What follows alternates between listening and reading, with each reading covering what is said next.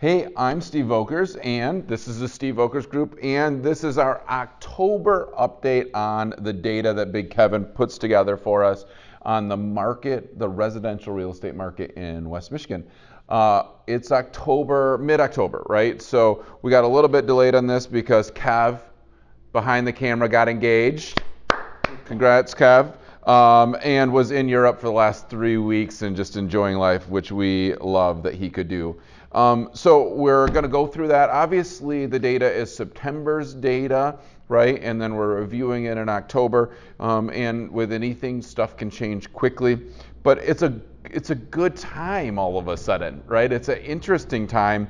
The sentiment out there is people are nervous. But ultimately, we're starting to see some positive, right? So we've been talking about affordability being the issue over the last 4 or 5 months, that struggle and how that struggle is sort of pulling the market back, or would. Early on in these sort of January, February, March, I said, hey, look out, this might be coming. Sure enough, it did. Sometimes I'm smart and it works out the way that I think it's going to. And then now we're starting to see, I would say, the stability. And it's kind of fun to see. So some takeaways. I'll get into the specific data. What I'm telling my new buyers, right, and sellers that are also going to be buyers is I think the window of the next 6 months before the spring market probably is going to be one of your best times to buy in and ultimately sell in for the next probably 18 months to 2 years. Why do I say that? I think that the interest rate conversation of the prices of interest rate and the cost of money going up so quickly has got people sidelined for right now. They still believe that, in all my conversations, the first thing that the buyer says in my phone call interview is, should we wait? I think we might wait to see. And the wait to see is, will interest rates come down enough for us to feel good about, or will pricing come down?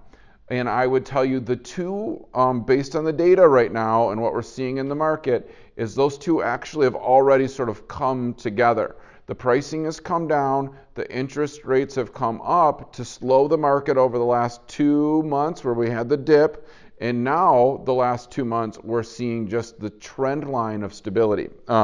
So what I'm telling them is I think that we're going to have this stable, interesting market where people are still really nervous about buying, so there's not going to be as many buyers in the market. Also, it's fall and winter, which there also is normally not as many buyers in the market. But if you could be ready to do something in the next 6 months or early spring before everybody's ready to go and all the excitement, that's when I think we will see a jump again in values. Not to the extent that we have seen before over the last 4 years, but we will see an increase. The other thing is, the Fed is still talking about interest rate increasing. Interest rate increasing in the Fed could then push up interest rates on the mortgages. So instead of 6.5, last month we saw a spike, or just a couple weeks ago, to 7.2 one day, right? Like just crazy. But there's no reason that we wouldn't maybe see a 7 or an 8% interest rate by mid next year. Potentially. I don't know. I'm not that much of a banker on that side. But if that went up, your affordability index goes down, what you can buy in a house, and then if prices go up, all of a sudden you're on that run back up in value and just ultimately your monthly cost. So I would tell you right now that, I really get frustrated, a sidetrack, on agents saying this is a great time to buy. Why do we say that? It's like when we say that every single month for 5, 10, 15 years, does the consumer not think that we're like just selling them a piece of crap, right? Like at what point is it not a good time to buy? So there has been those times where it's been tougher. But right now I would say in the next 6 months, I think is a good time. It will hurt a little bit more with that interest rate. Some say that interest rates might come down, and there's this whole like date the interest rate and marry the house. That's kind of weird to me. But anyways, that's a thing. Some people are trying to sell that interest rates could come down. So if you only date the interest rate, then you can refinance. Sure, possible. But I would just set your budget up accordingly to what you can afford. And if that happens, congratulations. If it doesn't, you still got a great house and can move forward. So We should probably do a little data, right, Kev? Because I'm sort of ranting already. Data. The beauty is in the data doesn't lie, right? So we can, come up with all kinds of analogies to tell you it's great or not great, but the data is the data, and Kevin puts it together for us. So what we're seeing is a continuation of inventory being lower or less unit sales, right? So we're selling less product than we ever have or we've had in the last 5 years. So there's no longer those spikes, and we're down 500 units so far this year. I think that was like 12% or 7% so far for the whole year. Why is that significant? It's significant because 3 of the 4 referrals this week that I've got from buyers that are coming into the market are coming from other areas. A lot of them are baby boomers that are starting to retire saying, I want to live close to my grandkids. It's interesting. They say they're grandkids. They don't say they're kids, Kev.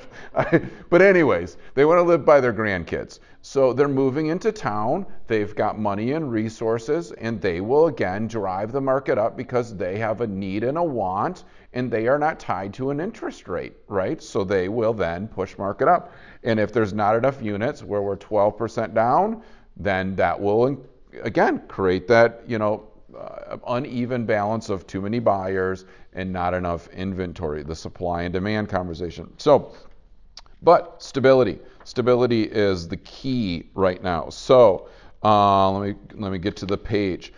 First one, median price per square foot. We have been seeing 6 months or 5 months of decline, right? We hit the peak in March of this year. But that's also when interest rates were at 4%. The minute that they climbed to 5 and to 6 and 6.5 is where we've seen that steady decline based on affordability and just nervous energy around are we in a recession or not. But the beauty is the last 2 months we have been at 161 and 161. And you see this over and over again in these charts that you've given me, Kev, is that we're starting to see a leveling off. Number of showings per pending. Again, we were way up in February, 24 showings. That's a huge peak. February and March, we had 24 and 20. I'm getting old, Kev. I got to take my glasses on and off. It's getting sad. Anyway, they kind of keep on saying I need bifocals. I don't really want to do that, so I'm just going to take them on and off. So 24 and 22 months or showings. Now we're at 12.5. Last month we were at 12.4. The month before that we were at 11.6. Again, you saw that dip of end of summer. Some of that's seasonal, and we've talked about that. But ultimately, the last 2 months, same kind of thing. Average price, average percentage of last list price, right? So again, in February, we were hitting 107%. So 7% was the average above list price, right? So $7,000 more than $100,000, $14,000 on a $200,000. You keep adding that math. Now, the last 2 months, we've been at 101.6 and 101.1. Not really a difference, right? So again, stable last 2 months. All of a sudden, August and September have created stability in the market so that we can grow. Same thing with average monthly supply. Last for 3 months running, now we're at 101, 102, and 102. So we have a stability of homes coming in the market, sales going out, and we're finding a balance, which that 1 month of inventory is why we're only seeing, sort of you get your list price, right? They already got their 7% value growth in February and March, so now they're still capturing a 7 to 10% growth in value from the beginning of the year. They're just not getting it again, right? They're just getting their number. So again and again, we're seeing that through these charts of the stability. New listings are down 12%, which again goes to that inventory issue. Just some closing things. Inventory is going to be down. It's going to stay down because people have really low interest rates on their house. So they have to have a life change to make that adjustment. So we're going to get into hopefully a stable, if we don't get into a big recession, if the recession sort of holds itself off and we stabilize here, that we then could see an 18 to 24 month pattern of stability, I think, where you're going to increase in a normal increase of 3 to 5% growth on your house next year, and you're going to be able to buy and sell, but it's going to go back to not like, I need to buy now because it's cheaper than rent, and I need to, and there's not going to be the panic. It's going to be just I want to own a home. I have kids that have left the home and I want to buy a condo. You name those life changes. I got married. You name those things. We're going to have babies. Any of those life changes, we're going to start seeing normal buy sell as the community around buying and selling gets used to a normality and an interest rate, right? So we just have to get people past the heyday and cheap money, and we're going to get into still cheap money and relative to what is affordable, but ultimately into that stability. Talking to some real estate agent friends yesterday at a networking event, it was interesting to hear, and it just proves this fact one more time, that for August and early September, very few units were selling, everyone was panicking, and days on market grew, everything grew. And when I talked to two agents that both said they had 3 to 5 listings for the first time that they had kept for 18 to 25 days. And they had, this is a market that anybody that's been in the business less than 5 years has never seen this. They're like panicking. Like, what does it mean? I actually have to call my seller more than once in a week? Like, I actually have to talk to them? And one guy said, I had 4 listings and they sat for 18 to 25 days. They did not do price reductions. They just kept their price, and all 4 went pending this week, right? So that just proves to me that the stability in the market is there, that we're starting to have people say, I still want to own a home. I can understand that my interest rate is what it is right now, and I either capture it or it could go up or it could go down, but not enough that I don't want to risk the higher end. I might as well buy it now.